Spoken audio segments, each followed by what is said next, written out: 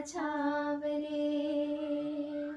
घड़वाला जहुरिया बैठ विलम्ब ले आम छाव रे। माया पीरत के जुड़ पुरवैया, माया पीरत के, माया पीरत के जुड़ पुरवैया, सुख सहर के ठाव रे। घड़ीवाला जहुरिया बैठ विलम्ब ले आम छाव रे। घड़ीवाला जहुरिया बैठ विलम्ब ले आम छाव रे। हमन इतना सुंदर ले गावा था ना, मैंने ठाई ठुई ठी करा थे, दिमाग खराब।